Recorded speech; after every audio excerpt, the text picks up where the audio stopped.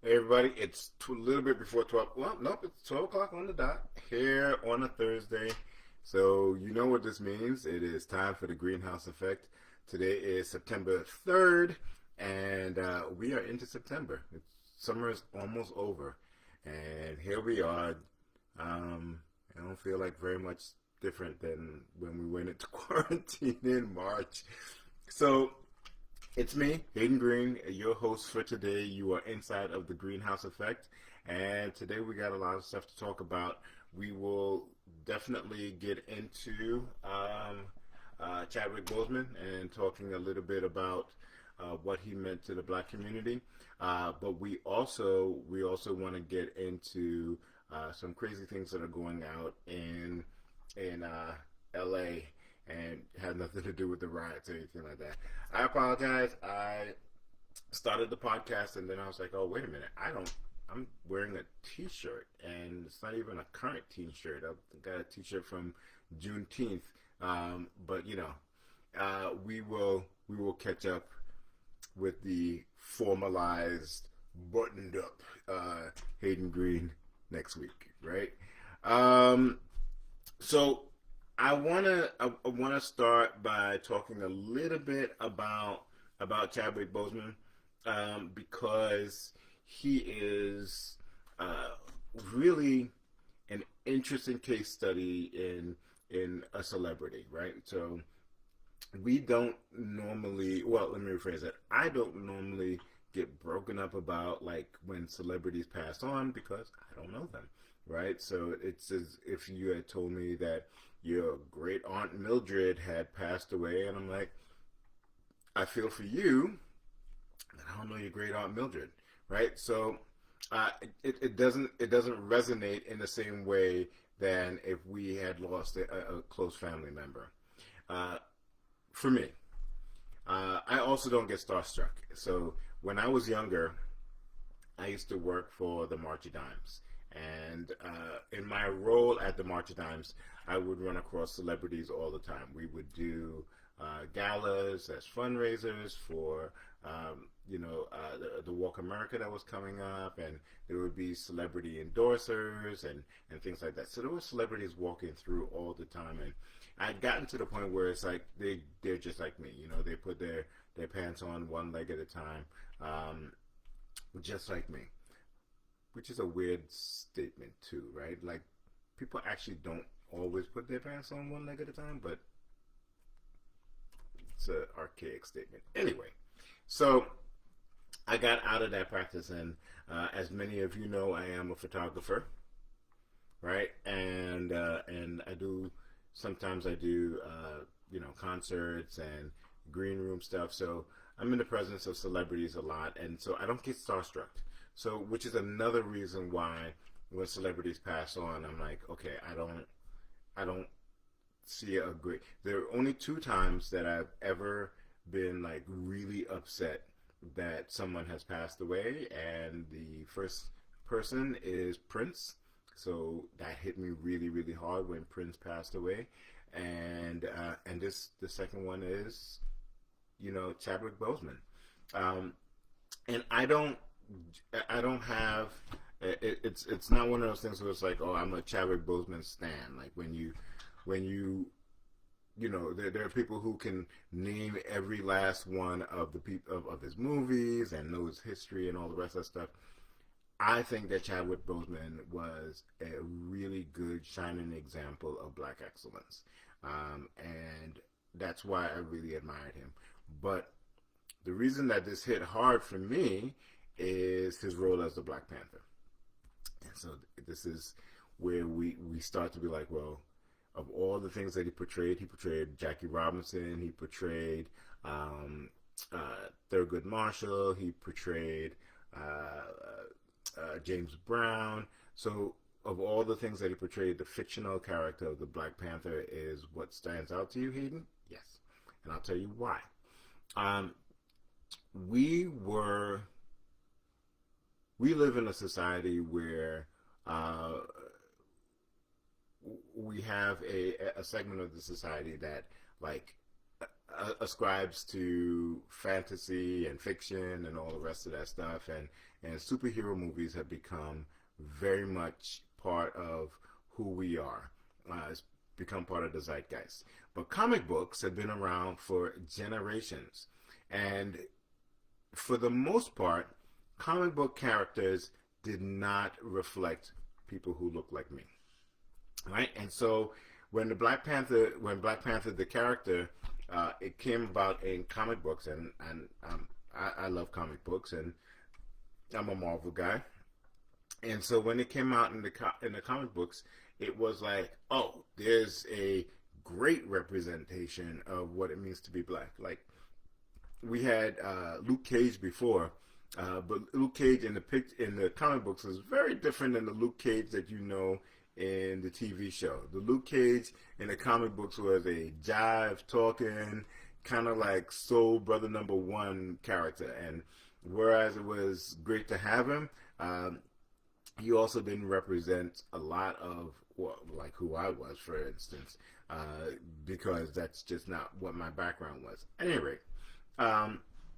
so Black Panther was a seminal figure in comic book lore, and as time went on, he became more and more important to not just black people, but just like the whole canon of when it comes to Marvel. And so when Black Panther was getting ready to be made, we all, and we being people of color, just like, how are they gonna do this one? Like, what kind of movie are we gonna get, right? So, because it could go really, really, really wrong, really, really, really campy, and not really represent us. They brought on Ryan Coogler, and Coogler was the right guy for this, right? So he took on the role, he took on the task, but he inherited Chadwick Boseman as the Black Panther, because he had already been Black Panther in one of the Avengers movies. So we had already seen the Black Panther. And so him getting his own movie meant that he had to use the same actor, which was Chadwick Boseman. And so he signed, and this is all from Coogler, him saying this, when he did his reflection after Boseman died.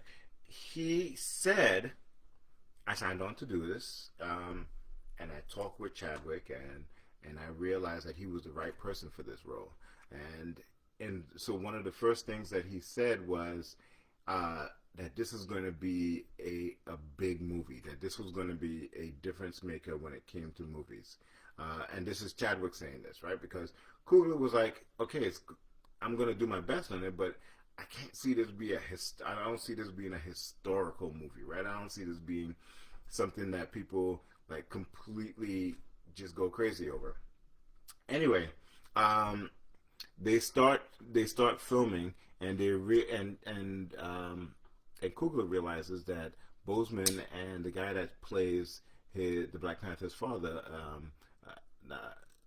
is actually an actor from South Africa, and they are conversing in a language that he didn't know, what Coogler didn't know.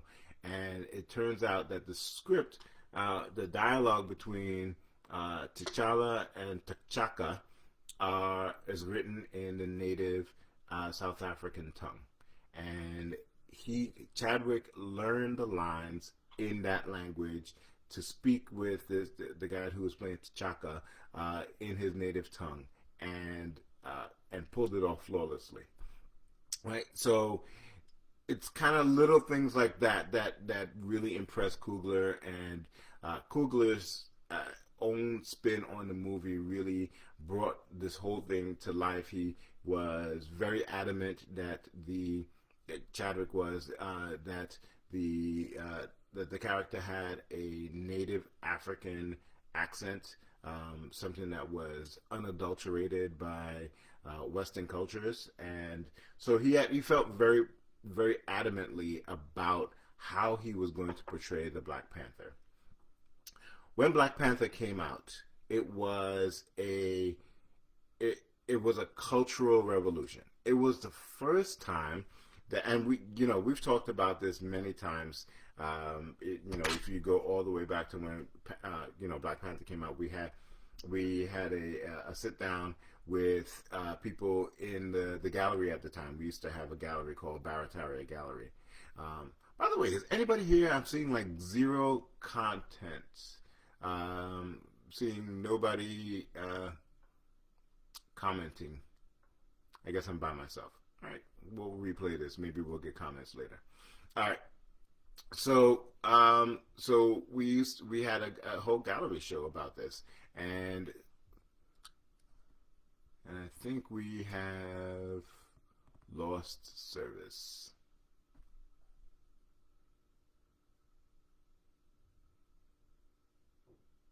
Okay, good. There's some people here, and the video's going out, but we'll keep talking. All right. So we had a session, and we talked about it, and there were so many different ways that it was a part of our culture now. Like, so, everything from the fact that the characters were, every time you saw them, they were either wearing red, black, or green. That existed in all of these scenes, or how it was portrayed, and so there were so many different things that resonated with us. And Chadwick Boseman became our superhero.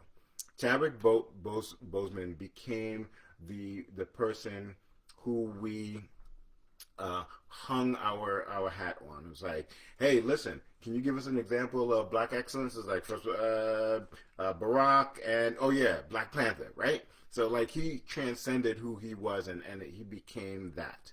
So, and this was one of the first times that I saw little kids dressing up as a black superhero and looking at posters and going, that's me, and little girls pointing at Suri and going, that's me. And you saw the Divine Nine, fraternities and sororities, all pick one of the characters from the cast, and you saw them putting the grid up, like, these are all the different fraternities, and here's the characters that line up with them. So it was a real, as I mentioned, seminal moment in the black experience. And so having Chadwick die was not just an actor who portrayed a role dying. It was a part of our community going away, a part of our community being that we had lost. And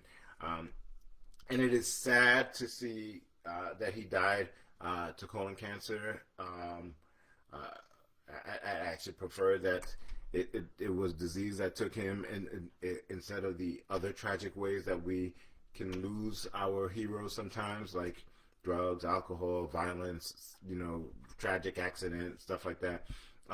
But it was still jarring. Because it brings back the humanity of us all. We've talked about being human on the space. We've talked about how sometimes you are, I guess, reminded that you are a flesh and bones person, and that you have to take everything into consideration and live your life day by day, and really make sure that you are not just I guess, wasting your time here. But so, his death reminds us of that again.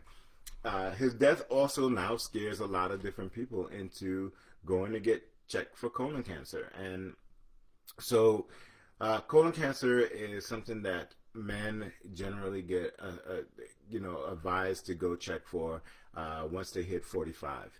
And then after 45, your doctor, every time you go to the doctor visit, he checks to see, hey, have you had a colon cancer check in the last 5 years? And so it becomes a thing, right? And the really scary thing about that is that there is there's a long list of people who get colon cancer long before they are 45. Number one, Mr. Chadwick Boseman, right? So if you're going to go get checked for, if you are really interested in honoring Chadwick Boseman. The way to do that, one of the ways to do that, is to go out and go to your doctor, get a colon cancer check. And they do it in a number of different ways now. So a lot of men who um, have an issue with having being probed shy away from that, or a colonoscopy or something like that. But now there's a simple test. They send you home with a bag for you to go poop in, and you either mail the bag back, or you bring the bag back to your doctor's office, and they can check it that way, right? So I need to go. I went to my doctor, and he gave me the bag, and I have not done it. And my wife is getting on me about, you need to go out and get it done. And I will go and do that. I will do my part to be honor the man's memory, and I'll go get myself checked. All right. I think this is, for those of you who are wondering why I keep on stopping and starting, because I don't see video, so I'm just wondering if any of this is going out there. But it'll be one show that. So if y'all can see me, just in the chat, just say yes, I can see you. Ernestine said, I lost my best friend, frat, and business partner to colon cancer. Get the colonoscopy ASAP. Yeah, listen, I have a very close fraternity brother of mine who got colon cancer at 36 or 37, right? And it was right. So Judy says the same thing about so we talked about this a long time ago. We talked about this a long time ago, and really said forget the bag, do the right way. Poop in the bag is not as effective. Yeah. So I mean, now we're getting, everybody's gonna talk about going out there and doing it. But like I said, I understand what Seti is saying. Like the bag isn't as effective. Yes, I get it. You are absolutely correct. It's not as effective. However, if getting the probe, if getting the whole colonoscopy is traumatizing for you, or you are not really going to go that route, and that's going to stop you from doing anything, then go ahead and go poop in the bag, right? So like, do something is basically what we're talking about. And says, right, while you're there, check your prostate, right? So and the other piece of this is that there are preventative things that we should be doing as well. And there's no preventative way to avoid cancer, but it helps if you add fiber to your diet, right? So eat some fruits, some vegetables, add some fiber to your diet, and so that helps with the whole processing and everything. But this is not going to turn into a whole health show, but I felt that it was important that if we're talking about Chadwick Boseman and we're talking about it, we need to talk about the fact that you should go ahead and take care of your health. Make sure that if you're going to honor him, that you think that he is important to you, that we don't just replay Black Panther on repeat, but that we actually do something that that would make his passing really impactful. So the other piece that when you start to talk about Chadwick is that he'd been suffering with this since 2015. No, wait, what is this? 2015, which means that he'd been dealing with this while he was filming. I believe while he was filming Black Panther and a couple of all of those things, right? So it is yeoman's work to be going through chemotherapy, to be dealing with what he was dealing with, and still put all of these movies out and do an amazing job in these movies. And so when you add that layer onto it, it gives you even more respect for Boseman. Here's the other thing that is really interesting. We only found out that he had cancer when he died. And there were enough people in his circle that knew about his cancer that that if it was leaked, we would have found out a long time ago. So here's the thing. I want Chadwick Boseman's circle. I need a circle that's like Chadwick Boseman. That like everything that we say inside of this circle stays inside of this circle and doesn't get out. That's the kind of circle that I need where we are so committed to what we are about that if we say that this stays here, and everybody honors everybody else, and there is no leaks, there are no people who are like, oh well, I'm gonna tell my wife over here, and she ain't gonna tell nobody, but then your wife tells her girlfriends, and before long, it runs all over the place. Chadwick Boseman's circle is airtight, airtight. There's an old saying that the only secret about a secret is how many people know the secret, right? Well, in Boseman's circle, the only people who knew that secret were inside of his circle, and that I think was one of the dopest things that I have ever seen. Like 5 years, people, 5 years he had a circle where that was airtight, airtight. Everybody should have a circle like that. Um, the last thing that I'm going to talk about, well, not the last thing. One of the last things I'm going to talk about with Chadwick is uh, in the latter part of his life, as he put pictures up, and this really goes back to the whole circle thing.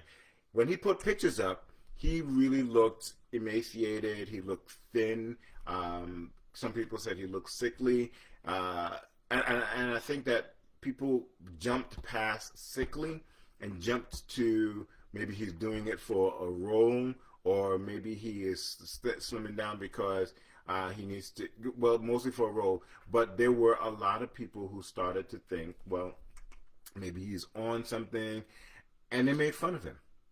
And I almost feel sorry for those people who said, hey, I think somebody described him as a crack panther. I was like, now you gotta live with that, right? Now you gotta live with the fact that you body shame somebody to begin with. If somebody's going through something and they lose a whole bunch of weight, that's not an opportunity. That shouldn't be an opportunity for you to make fun of who that person is. And on the other side of the equation, it's just as true. If they start to gain weight, that's not an opportunity for you to body shame that person either. One of the actors in The Five Bloods now feels terrible. During the filming, he stated he felt Boseman was too high maintenance. He had a masseuse and people all around him, never knowing he was suffering. He now knows and has a respect for Boseman. Yeah, you never know, and I think I say this over and over again on this show. You never know what people are going through. You never know what their situation is. You cannot measure people by the same yardstick that you used to measure yourself, because people will come up short, or sometimes they'll come up even loom larger than you are, right? So there, that's the kind of callousness that we don't need in today's society, because everybody's going through something, especially now, right? Like you look around, you don't know if people are recovering from COVID. You don't know if people are recovering from depression or going through depression. You don't know what's happening for people. Even if you had a drug problem, addicts need our help and not our shaming, says Caitlin. That's exactly right. And that's the point, right? So like we are such a society that when we see things, especially in the age of social media, when we see something on social media, we're quick to make fun of it. We're quick to jump to a conclusion. And the anonymous nature of social media gives us we used to call them bear muscles, but now it's social media muscles. Gives us these social media muscles where we start to say things about people that we would absolutely never say to their face, right? So it's really depressing sometimes, and there's a social media norm of never read the comments. So if you're a celebrity and you post something, do not read the comments because people are awful in the comment section. And I think that this is just another example of we have to just watch what we say and be kind to people. Like, actually, if you're kind to people, you don't have to watch what you say. Right there, you are, right there. Right, it's not about like, oh, let me think about what I have to say. If you're kind to start with, then you won't have to watch what you say about people, right? And so it is. It I talk with my wife all the time, and I post pretty heavily in both Facebook and Instagram. And sometimes the reactions that I get, or the retorts that I get, are a little aggressive, and sometimes they come at me, and my wife looks at me all the time and goes like, "Are these people your friends?" And sometimes they're not. Sometimes they're people that are Facebook acquaintances. How many of you have people who you have never actually met in real life, but you're mad cool with them on Facebook, right?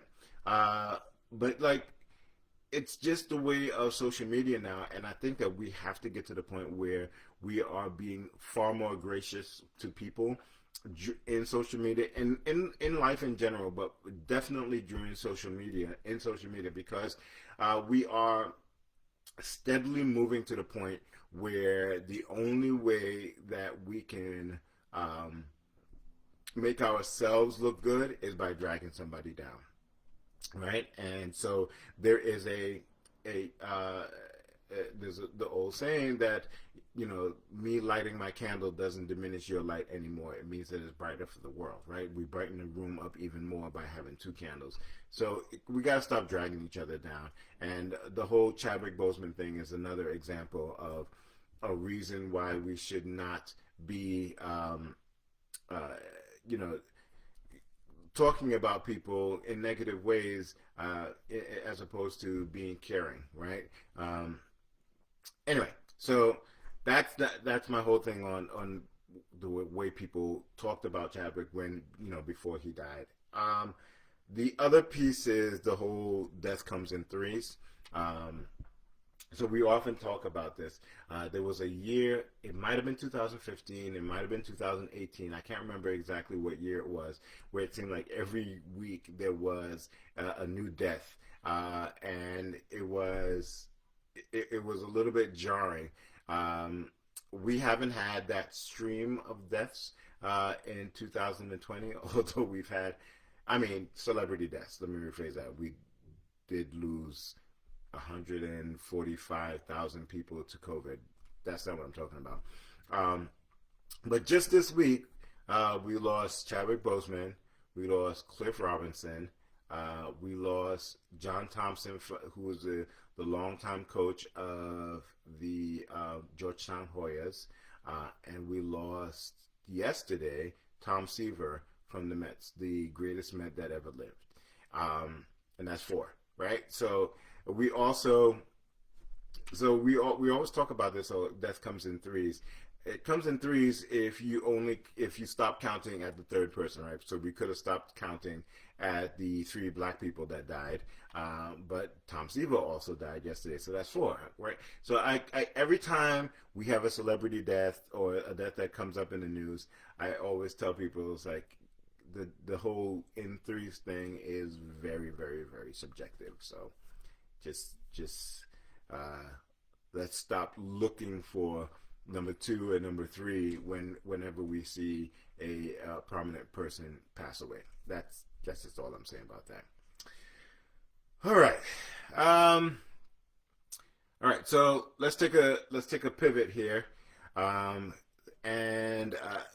one of the things that I wanted to talk about today is one of the more crazy headlines that I heard in 2020. So I turned on the news yesterday, and apparently in Los Angeles, the control tower at LAX got a report from a 747, actually just a commercial airline. I don't know if it was a 747.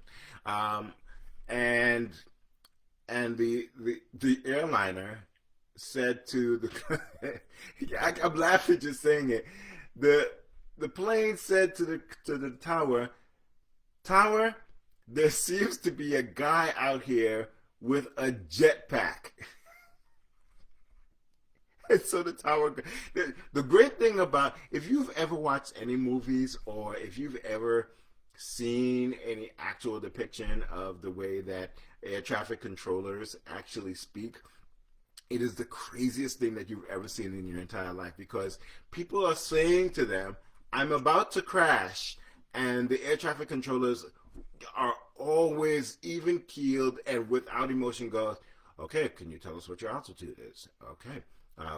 How long do you think that you'll last up there? It's like, well, do you have any fuel left? Like, they'll talk you through. They are the calmest people on the face of the planet, and I think it probably goes into their training, but it probably takes a particular type of person to not completely freak out. Anyway, the air traffic controller guy goes, where exactly is him? Where exactly is he? He doesn't go, did you just say a dude in a jetpack? No, he just goes, all right, what is your position? And he says he's off to my right, right? And he goes, okay, we'll keep that. Let us know if it gets any closer to you or something like that. Then a second guy calls the same tower and goes, yeah, so there's a guy with a jetpack up here, and I just need y'all to know. And so the air traffic controller guy just calmly says, all right, what is your position? Where do you see him? And he was up about 300 feet in the air, which is like at the cloud levels. Like, he's up in the clouds, right? So I'm just laughing about this. And the air traffic controller guy says to the third plane, there's a third plane who's getting ready to land, and air traffic controller guy goes, just so you know, there's this plane and this plane reported that there is a guy in a jetpack up about 300 feet, so, just look out for that. The third pilot was like, yeah, somebody else told us about that. We were looking out for him. So the pilot, when hearing about this, had what I think is an appropriate response. Is like, yeah, we're looking for this dude. so apparently, and this is outside of my sphere, and this is outside of my pay grade, clearly.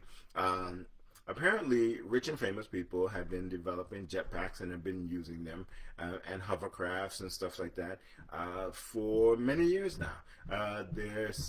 It seems that there was a guy that took a hoverboard and crossed the English Channel with it, right? So, like, this is a thing, right? The jetpacks and hoverboards are actually a thing. So I'm over here beefing about the fact that we have to reteach people how to wash their hands in 2020, and we were promised flying cars, but apparently we got flying cars and jetpacks already.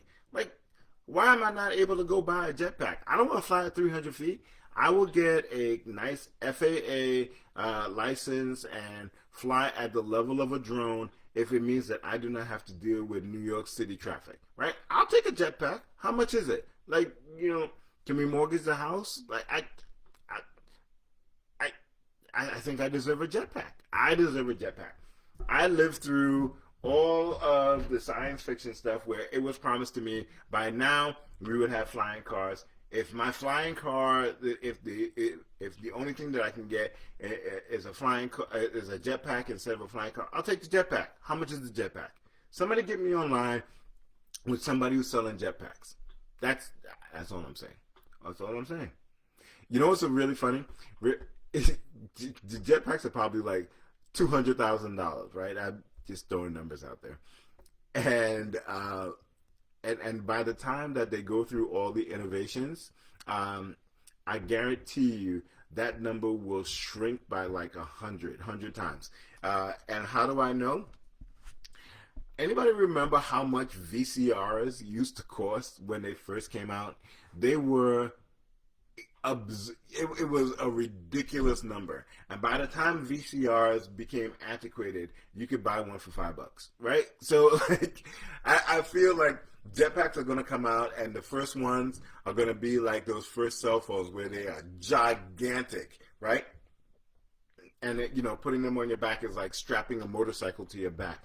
And then they're going to get smaller and smaller and smaller, and the smaller they get, the cheaper that they get. So I don't care. I want a jetpack. If anybody's looking at what to get me for Christmas or for my birthday, or if you want to combine Christmas and my birthday, if a couple of y'all want to go in together and try to, get a, 600 to $1,000. And computers, the same thing. When computers first came out, I had a Commodore 64. I made my mom, who was on here, what up, Brenda? I made my mom buy me a Commodore 64 and a tape a tape memory thing, right? So literally, when you typed in the program, you would hit record, and a tape deck, like the ones that you record music, would record all of the binary code that was coming off of the computer onto a cassette, and that's how you recorded your program. And the programs did nothing. The programs literally, you could draw a flower, right? You could draw you would have you could program Pong, right? So it was so bad, but you did have a slot where you could put in cartridges, so you could actually play games on the Commodore 64. And I still have the Commodore 64. It is, featured prominently on my my bookcase at my job, and students come in and go, "What is that?" And I was like, "Oh, sit down, youngin. Let me tell you about a time when computers used to hook up to your TV, right?" So Judy said that she's got that y'all got me next year. So by next August, I expect to be wearing a jetpack. That's all I'm saying. But yeah, so we got this to deal with now. People are over here dying from COVID, and there is a disparity between the rich and the poor, and there is some dude rolling around with a jetpack in Los Angeles at the cloud level. Now, people are probably going like, "What's the big deal?" If you are up that high, anything that gets near a commercial airliner has the potential to bring it down. So, yeah. Not only will you die, you will take down thousands of people with you. Or it could be hundreds because nobody's flying now. Anyway, so I thought that was absolutely hilarious. And, it is what it is. I just think that there's so much going on in this world that, why not? We got a jetpack guy now. Why not? The interesting thing about that, if you watch Lovecraft Country, and you should be watching Lovecraft Country, and I have a whole group of people who are watching and just having the most interesting discussions about Lovecraft Country in a group. So, let me know. I'll put you down. But so in Lovecraft Country, they did a show. Last week's episode. Not this one that just passed, episode 2. One of the songs that they used was Gil Scott Heron's "Whitey on the Moon," and it talked about the fact that while all of these things were going on in impoverished areas where people were having trouble buying food or making ends meet or getting a job or finding any resources in their neighborhoods, they were putting people on the moon, right? And it spoke to the fact that there is always a disparity between the socioeconomic classes, and the gap is just widening and maddening. And so I bring this up because we're seeing it again, right? So we have people who are frontline, essential workers who are out there busting their butt, trying to get past this, and in the meantime, there's somebody who has enough money to just play around with a did I say herring again? Sorry, heron. Play around with a jetpack, right? So it's the disparity between the rich and the poor, or the rich and the working class, is just becoming even more just widened every single day, and And at no point in time do people think, okay, one day I'll get to that level. Because we're talking about people who have money to throw away, and and there and this is not just I worked really hard and I became really rich and now I have money to throw away. This is generational, like obscene amount of money, and so we are, and that gap is just getting wider and wider and wider, and it is more and more disheartening every time you see examples of it. So jetpack guy, just add it to the list of 2020, and see where we go with this. A couple of nonsensical stuff. If you are watching this in real time, you may have just heard that the New York Nets decided to make. Oh my God. Oh Jesus, my brain is going. Anyway, they just picked a new coach who has never coached a day in his life. So they did it with Jason Kidd, and now they are doing it with, oh my God, why am I blanking out on this dude's name? Oh, Lordy. Steve Nash. Jesus, that was bad. Yes, so Steve Nash is now the coach of the New York Nets. Never coached a day in his life. Got the job sight unseen. Right? Yep. I am not going to be the one to say that he shouldn't get the job, but I am just curious as to how he gets the job and Mark Jackson does not. That's just, I continue to, people stand for Colin Kaepernick, and I want to know what Mark Action Jackson has ever done to this league that he can't get a head coaching job again. And I don't know if he doesn't want a head coaching job, and if that's the answer, then fine. But I need to know what happened with Mark Jackson that he can't get a head coaching job in the NBA anymore. And for those of you who do not know, Mark Jackson was the architect, the person who put together that Golden State team that is now a dynastic team, right? So they're all injured right now, and so they're not doing well. They're not in the playoffs. So, but that dynastic team that everybody was completely afraid of and was just shooting the lights out, that team was put together by Mark Jackson. And just on the brink of their success, they fired him. Right? So I need to know what has happened with Mark Jackson that he can't get another job. The man's a brilliant coach. There is no reason that he shouldn't be in the league right now. And y'all, while y'all are out here capping for Kaepernick, somebody needs to tell me what the deal with Mark Jackson is, because he is clearly been blackballed in the league when it comes to coaching jobs. And somebody's got to say something. And this is going on too long now. It's a New York City team. He should have been the top candidate for it, and somehow he wasn't. So anyway, that's just one of the things that just a frivolous thing. You throw that in there and have a couple of conversations about that. Well, I'm getting ready to end the show because we gotta go upstairs and we have to have a conversation about putting our kids back into school. And I'm not going to talk about it here because next week will be all about schools, because by that time we will have had some decisions about college, high school, and elementary schools all together. But we're getting ready to go back into September, whereas we thought that we would be fine by the time the semester rolled back around.